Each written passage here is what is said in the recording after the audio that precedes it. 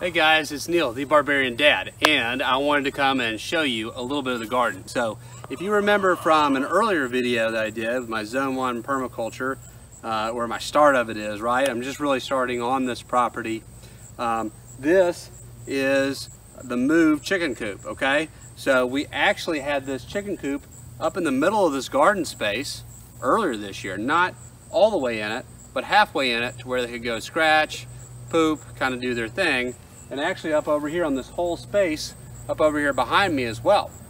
And so I'll give you a little tour of that in a minute, but I've moved the chickens over just, let's see here, a week ago from today. And they now have much more space to go run and play and beat chickens. And I have more garden space that is better fertilized. I keep these up here to keep my children from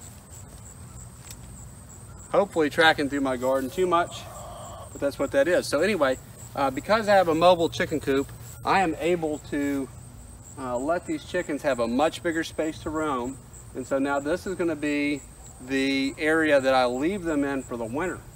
And so I'm hoping that all of this goes down to bare dirt is my goal. They'll poop it, they'll scratch it, they'll eat the bugs. And then this area here will be able to be used for corn, because my wife likes it, and maybe some okra and peas and beans, or whatever we want to put up there, beans probably, and give them a lot of opportunities to, or give us a lot of opportunities to grow some stuff and give them some opportunity for some fresh grass. So that all gets down to dirt, and I'll be happy, and I imagine it will in the winter months.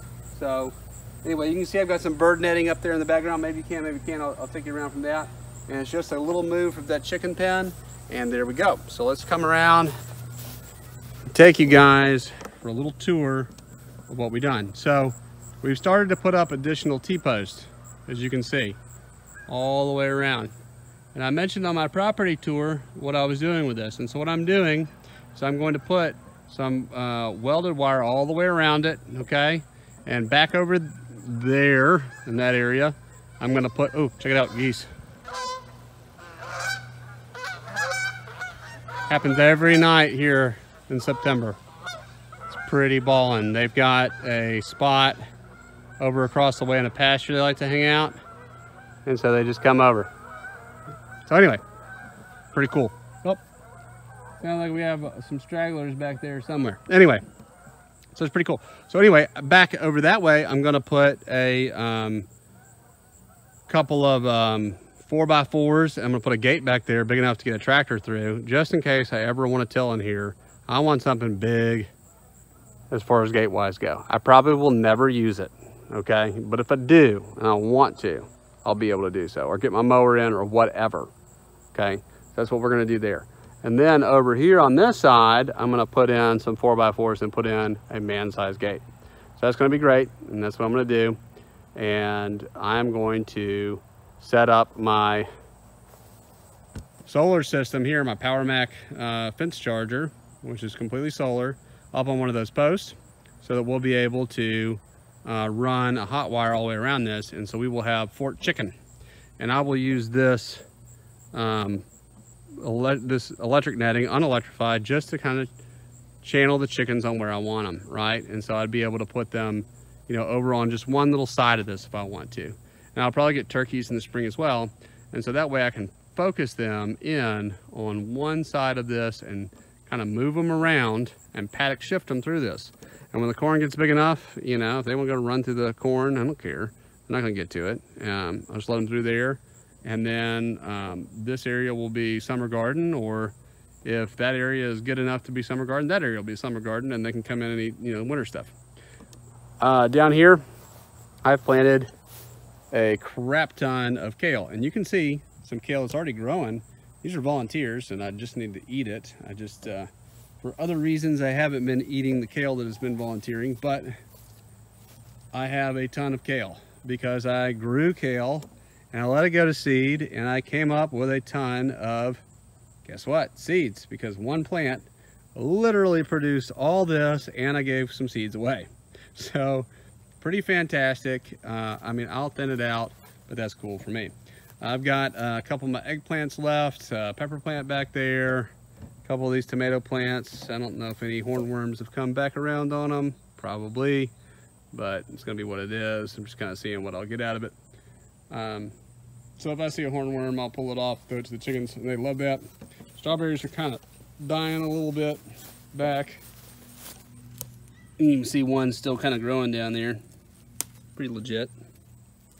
So, still sweet too. It's good. Anyway, throw that down there. Okay. So in here, broccoli seeds growing up. Sweet. I'm excited about that. All the way up that line. Broccoli. Over here, spinach growing up. Excited about that. Yay. I also threw in some chives and some other junk. I can't even remember all that's in there. Chives, celery, just because it's some old seed. Planted something else in here. Oh yeah. Did man, I'm losing it. Cabbage. Some cabbage in here.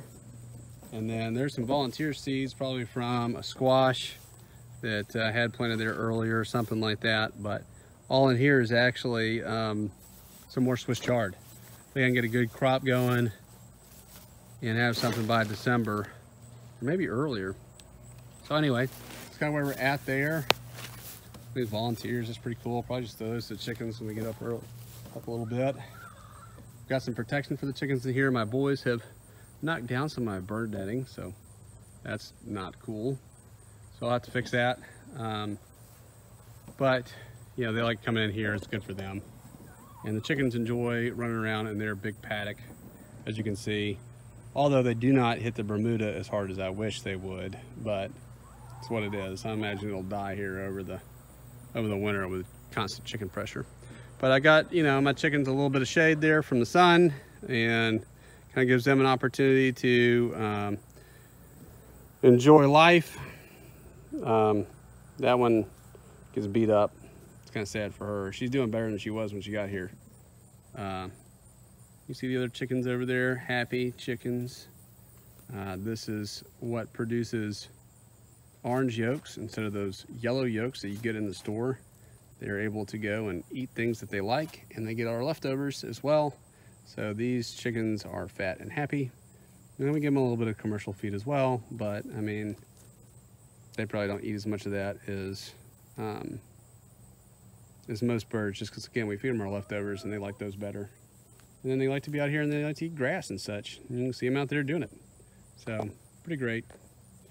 Okay, well, that's kind of the deal today, guys, and hope that this little tour has given you something to think about in your own backyards as you are focusing in on your own life, growing things for yourself, and trying to, you know, become more and more self-sufficient. Okay, self-sufficient is things that you can produce off your own land.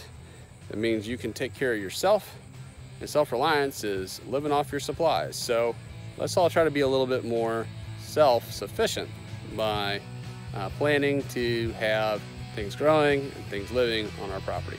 Even in a little suburban backyard, you can grow a heck of a lot. All right, well, this is Neil the Barbarian Dad signing off. Stay uncivilized. See y'all later.